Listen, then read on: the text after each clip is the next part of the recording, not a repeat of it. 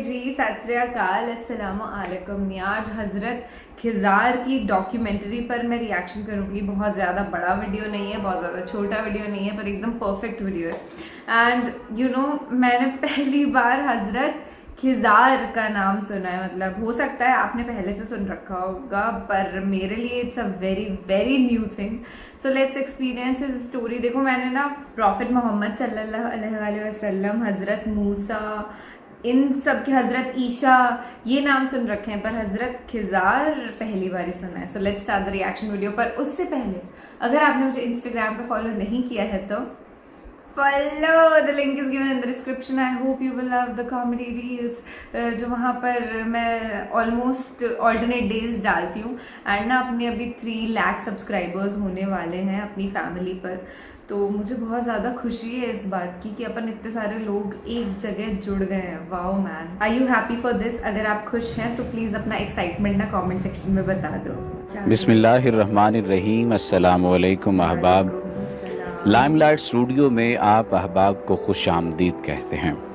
आज की इस वीडियो में आपको हज़रत खिज़र अलैहिस्सलाम के बारे में बताया जाएगा और उनकी ज़िंदगी पर रोशनी डाली जाएगी। लेकिन अगर आपने अभी तक हमारे चैनल को सब्सक्राइब नहीं किया तो काइंडली सब्सक्राइब करना मत भूलिए। जिनके बारे में ये बात कही जाती है कि हज़रत खिज़र हज़रत आदम की वो औलाद हैं जो ता क़यामत ज़िंदा रहेगी। हज़रत खिज़र और आब हयात की हकीकत के बारे में आज की इस वीडियो में आपको बताया जाएगा और हज़रत खिज़र अलैहिस्सलाम की ज़िंदगी के चंद पहलुओं पर भी रोशनी डाली जाएगी। हज़रत खिज़र अलैहिस्सलाम की कुनियत अबुल अब्बास और नाम बलिया और उनके वालिद का नाम मलकान है।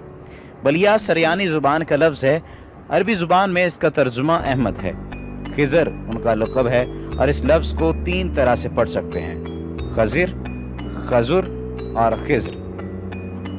खिज़र के मानी सब चीज़ के हैं, ये जहाँ बैठते थे वहाँ आपकी बरकत से हरी हरी घास उग जाती थी, इसलिए लोग इनको खिज़र कहने लगे।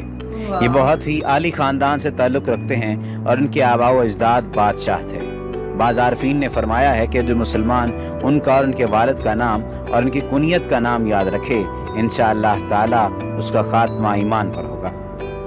तो अगर हो सके तो इस कुनियत को याद रखिएगा। अबुल अब्बास बलिया बिन मलकान, ये हज़रत खिज़र अलैहिस्सलाम हज़रत ज़ुल्क़रनैन अलैहिस्सलाम के खालाजाद भाई भी थे। हज़रत खिज़र अलैहिस्सलाम हज़रत ज़ुल्क़रनैन के वज़ीर और जंगलों में अलम बरदार रहे हैं। ये हज़रत साम बिन नूह की औलाद में से हैं और तफसीर सावी में है कि हज़रत ज़ुल्क़रनैन हज़रत इब्राहीम खलीलुल्लाह के दस्ते हक़ परस्त पर इस्लाम कबूल करके मुद्दतों उनकी सोहबत में रहे और हज़रत इब्राहीम खलीलुल्लाह ने उनको कुछ वसीयतें भी फरमाई थी। तो इससे ये मालूम होता है कि हज़रत खिज़र का दौर हज़रत इब्राहीम अलैहिस्सलाम के दौर के फौरी बाद का ही है। सवाल ये पैदा होता है और कुछ लोग ये जानने की कोशिश करते हैं कि क्या हज़रत खिज़र ज़िंदा हैं, तो जवाब तहकीकात के हवाले से आज आपको दिया जाएगा। इसमें कुछ उलमा ने इख्तिलाफ किया है, लेकिन जमहूर उलमा यानी कसीर उलमा की यही राय है कि वो जिंदा हैं। बल्कि इनकी मुलाकात हज़रत मूसा अलैहिस्सलाम से भी साबित है। हालांकि आपका दौर हज़रत मूसा अलैहिस्सलाम से कई 100 बरस पहले हज़रत इब्राहीम अलैहिस्सलाम के दौर के फौरी बाद का है। तफसीर रूहुल बयान में है कि हज़रत यूसुफ अलैहिस्सलाम जो कि हज़रत इब्राहीम अलैहिस्सलाम के पड़पोते हैं, उनके दरमियान और हज़रत मूसा अलैहिस्सलाम के दरमियान 400 साल का फ़र्क है। तो इस लिहाज से हज़रत मूसा अलैहिस्सलाम हज़रत खिज़र अलैहिस्सलाम से तकरीबन 600 साल बाद पैदा हुए होंगे। वल्लाहु ताला व आलम। इमाम बदरुद्दीन ऐनी साहब शरह बुखारी ने उनके मुताल्लिक लिखा है कि जमहूर का मज़हब ये है और सही भी ये है कि वो नबी थे और ज़िंदा हैं। इसी तरह तफसीर खाज़न में है कि अक्सर उलमा इस पर हैं और मशाइख और सूफिया असहाब इरफान का इस पर इत्तिफाक है कि हज़रत खिज़र अलैहिस्सलाम ज़िंदा हैं। शेख अबू उमर बिन सलाह ने अपने फतावा में फरमाया कि हज़रत खिज़र जमहूर उलमा और सालिहीन के नज़दीक ज़िंदा हैं। अब आपको आब हयात की हकीकत के हवाले से बताते हैं। आब हयात के मुतालिक बहुत सारे इख्तिलाफात हैं। बाज़ लोग इसको एक अफसाने के अलावा कुछ नहीं कहते, क्योंकि आब हयात का तज़किरा ना कुरान पाक में है ना ही किसी सही हदीस में। हाँ, कुछ उलमा कराम ने इसका तज़किरा अपनी तफासीर में हज़रत ज़ुल्क़रनैन के पहले सफ़र के ज़िम्रे में किया है। جیسا کہ تفسیر خزائن العرفان میں نقل کیا گیا ہے کہ حضرت ذوالقرنین نے پرانی کتابوں میں پڑھا تھا کہ سام بن نوح کی اولاد میں سے ایک شخص چشمہ حیات سے پانی پی لے گا تو اس کو موت نہ آئے گی، اس لیے ذوالقرنین نے مغرب کا سفر کیا۔ آپ کے ساتھ حضرت خضر علیہ السلام بھی تھے، وہ تو آب حیات کے چشمہ پر پہنچ گئے اور اس کا پانی بھی پی لیا، مگر حضرت ذوالقرنین کے مقدر میں نہیں تھا، وہ محروم رہ گئے۔ اس سفر میں آپ جانب مغرب روانہ ہوئے تو جہاں تک آبادی کا نام و نشان ہے وہ سب منزلیں طے کر کے آپ ایک ایسے مقام پر پہنچے کہ انہیں سورج غروب کے وقت ایسا نظر آیا کہ وہ ایک سیاہ چشمے میں ڈوب رہے ہیں، جیسا کہ سمندری سفر کرنے والوں کو آفتاب سمندر کے کالے پانی میں ڈوبتا نظر آتا ہے۔ وہاں ان کو ایک ایسی قوم ملی جو جانوروں کی کھال پہنے ہوئے تھی، اس کے سوا کوئی دوسرا لباس ان کے بدن پر نہیں تھا، اور دریائی مردہ جانوروں کے سوا ان کی غذا کا کوئی دوسرا سامان نہیں تھا۔ یہ قوم ناسک کہلاتی تھی۔ حضرت ذوالقرنین نے دیکھا کہ ان کے لشکر بے شمار ہیں، یہ لوگ بہت ہی طاقتور اور جنگجو ہیں، تو حضرت ذوالقرنین نے ان کے گرد اپنی فوجوں کا گھیرا ڈال کر ان لوگوں کو بے بس کر دیا۔ چنانچہ کچھ تو مشرف با ایمان ہو گئے، لیکن کچھ آپ کی فوجوں کے ہاتھوں مقتول ہو گئے۔ اس طرح تفسیر خازن اور شیخ ابو عمرو بن صلاح نے اپنے فتاوی میں فرمایا کہ حضرت خضر اور الیاس جمہور علماء و صالحین کے نزدیک زندہ ہیں اور ہر سال زمانہ حج میں ملتے ہیں، اور یہ کہ حضرت خضر نے چشمہ حیات میں غسل فرمایا اور اس کا پانی بھی پیا۔ حضرت موسیٰ اور خضر کی ملاقات کے حوالے سے بھی آج آپ کے ساتھ یہ بات شیئر کی جائے گی کہ ان کے ساتھ ان کی آپس میں کس طرح سے ملاقات ہوئی۔ قرآن مجید میں حضرت موسیٰ علیہ السلام اور حضرت خضر علیہ السلام کی باہم ملاقات اپنی نوعیت اور تاثر کے اعتبار سے سراسر ایک منفرد واقعہ ہے۔ موسیٰ علیہ السلام صاحب شریعت پیغمبر تھے۔ ایک موقع پر انہیں باطنی احوال یعنی اسرار کونیہ جاننے کا شوق ہوا۔ اللہ تعالیٰ نے ان کی ملاقات ایک ایسی ہستی سے کرائی جس کے سپرد باطنی معاملات تھے۔ قرآن مجید میں اس ہستی کا نام مذکور نہیں ہے، البتہ احادیث اور تفاسیر میں اس کا نام خضر بتایا جاتا ہے۔ حضرت خضر نے موسیٰ علیہ السلام سے کہا، آپ میرے ساتھ چلتے ہوئے جو معاملات دیکھیں گے اس پر خاموش نہیں رہ سکیں گے، سوال کرنے پر مجبور ہو جائیں گے۔ حضرت موسیٰ نے خاموش رہنے کا وعدہ کیا، لیکن جب انہوں نے پے در پے 3 عجیب و غریب واقعات اپنی آنکھوں سے دیکھے تو ہر بار مہر سکوت توڑنے پر مجبور ہو گئے۔ پہلا واقعہ اس طرح پیش آیا کہ حضرت موسیٰ اور حضرت خضر نے مل کر ایک کشتی میں سفر کیا۔ دریا کے دوسرے کنارے پر پہنچنے کے بعد خضر نے اس اچھی بھلی کشتی کا ایک کونا توڑ کر اسے ناقص کر دیا۔ دوسرا واقعہ یہ تھا کہ ایک مقام پر کچھ بچے کھیل رہے تھے۔ خضر نے آگے بڑھ کر ایک بچے کو پکڑا اور اسے موت کی نیند سلا دیا۔ ظاہر ہے یہ شرعی طور پر گناہ کبیرہ کا ارتکاب تھا۔ تیسرا واقعہ یہ تھا کہ موسیٰ اور خضر نے ایک بستی کے مکینوں سے کھانا طلب کیا تو کسی نے بھی ان کے سوال کو درخور اعتنا نہ سمجھا۔ اچانک ایک شکستہ دیوار دکھائی دی جو معمولی سے دھکے سے گر سکتی تھی۔ خضر نے موسیٰ سے کہا، آئیے ہم یہ دیوار تعمیر کرتے ہیں۔ چنانچہ دونوں اصحاب نے وہ دیوار اثر نو کھڑی کر دی۔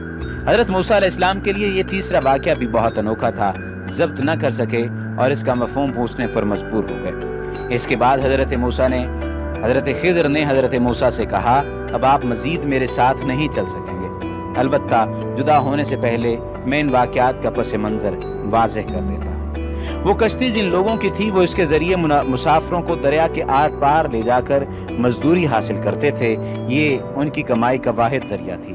کشتی بہت اچھی حالت میں تھی، دریا کے پار ایک ظالم بادشاہ کی حکومت تھی، وہ ان غریب لوگوں سے یہ کشتی چھین لیتا۔ میں نے اسے ناقص کر دیا تاکہ وہ کسی حکومتی کارندے کی نظر میں نہ آئے، اسے ناکارہ سمجھتے ہوئے نظر انداز کر دے۔ جس بچے کو ٹھکانے لگا دیا اس کا پس منظر یہ ہے کہ وہ بچہ بڑا ہو کر اپنے نیک والدین کی رسوائی کا باعث بنتا۔ اب اللہ تعالیٰ ان کو اس کا نعم البدل عطا کریں گے جو ان کے لیے باعث رحمت و برکت ہوگا۔ جو دیوار گرا چاہتی تھی اس کے نیچے دراصل کچھ یتیموں کا خزانہ دبا ہوا تھا۔ دیوار گر جاتی تو لوگ وہ خزانہ لوٹ لیتے۔ اب دیوار کی تعمیر نو سے وہ خزانہ اس وقت تک محفوظ رہے گا جب تک اس کے وارث بچے بلوغت کی عمر کو نہیں پہنچ جاتے۔ اس میں کوئی شک نہیں کہ اس قصے کا مقصد انسانوں پر واضح کرنا ہے کہ ایک یہ دنیا ہے جس میں تم رہتے بستے ہو۔ شرعی اصول و قوانین اسی ظاہری دنیا کے معاملات کو سنوارنے کے لیے متعین کیے گئے ہیں، لیکن یہ نہ بھولو کہ ظاہری دنیا کے ساتھ ساتھ ایک دوسری دنیا بھی ہے جو تمہاری نگاہوں سے اوجھل ہے۔ اس کے اپنے قاعدے ضابطے ہیں جنہیں جاننے کے لیے تم مکلف نہیں ہو۔ اگر کوئی تمہیں تکلیف پہنچتی ہے تو اس پر صبر اختیار کرو اور اللہ تعالیٰ سے دعا کرو کہ اس تکلیف کے نتائج تمہارے لیے مفید بنا دے۔ اگر خوشی ملتی ہے تو اس پر فخر اور غرور میں مبتلا نہ ہو جاؤ۔ مجھے اس واقعہ کے حکیمانہ پہلوؤں پر غور و غوص کرنے کے لیے کئی اردو تفاسیر دیکھنے کا موقع ملا ہے۔